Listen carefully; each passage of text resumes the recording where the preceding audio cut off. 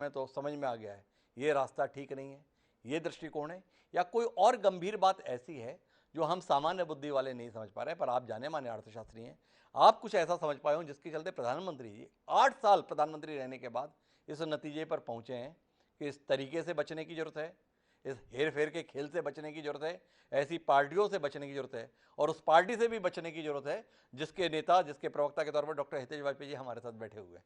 जी आचार्य सारथी जी। हाँ, शुक्रिया।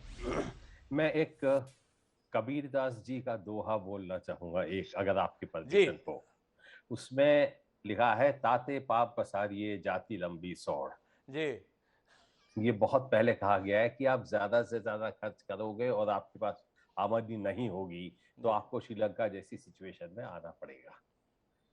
Now, having started that, मैं आपसे कहूंगा कि जो रेवड़ी की बात हो रही है, जी कुछ रेवड़ी को एक एक पर्टिकुलर कॉम्पोजिशन में कहना गलत होगा। जी रेवड़ी जो है बहुत ही ज्यादा डाइवर्स है। जी मैं दिल्ली के मुख्य जो प्रवक्ता है उनसे बिल्कुल सहमत में हूं कि गरीब लोगों को एजुकेशन हेल्थ लगाना बहुत जरूरी है। लेकिन क्या ये जरूरी है कि फ्री बिजली दी जाए?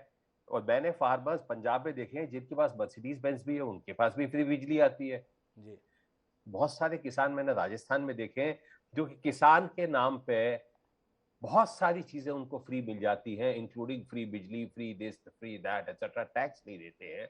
तो हमारे यहाँ ये जो फ्री है, इसके बहुत ज्यादा कॉम्पोजिशन हैं। तो इसमें कहूंगा कि बिजली, फर्टिलाइजर सब्सिडी जिसमें 1 लाख करोड़ के ऊपर हम लोग देते हैं ये, और सबसे बड़ी पेंशन, ये जो हम एमएलए एमपी और ये जो ऐसे लोगों को पेंशन देते हैं कि 5 साल रह लिए, 10 साल रह लिए दो जगह से, तो दो जगह से पेंशन मिलेंगी, इसको मैं बहुत बहुत बड़ी रेवड़ी कहूंगा। जी तो इस प्रकार की रेवड़ियां यदि हम बंद करें, और रेवड़ियां जो है वो बच्चों की एजुकेशन में लगाई जाए, क्राइसिस के टाइम फूड में दी जाए, उज्ज्वला योजना में एक स्पेसिफिक टाइम पे जिसका एक सनसाइज और एक सनसेट टाइम हो कि भाई इस पीरियड के लिए हम दे रहे हैं, वो बहुत बहुत जरूरी है ना। इसमें दूसरी चीज जो आई है, अब मैंने डिस्कशन में देखी थी, वो थी मुद्रास्फीति की, जी इन्फ्लेशन। इन्फ्लेशन सब लोग कहते हैं, अनफॉर्चुनेटली सब लोग कहते हैं कि ये ऑयल प्राइसेस की वजह से है। लेकिन यदि आप एक्चुअल डीलिंग देखेंगे, आज जो ऑयल प्राइसेस है उस वो ऑयल तो ऑलरेडी जनवरी दिसंबर में खरीद लिया गया था। जी हमारे ऑयल प्राइसेस का यूजुअली क्या होता है कि 4 6 8 महीने पहले ही कॉन्ट्रैक्ट आ जाते हैं, और प्राइसेस भी फिक्स होती है, क्वांटिटीज भी फिक्स होती है। जी तो अभी जो ऑयल प्राइसेस आई हैं इसका तो आपको अक्टूबर में पता चलेगा।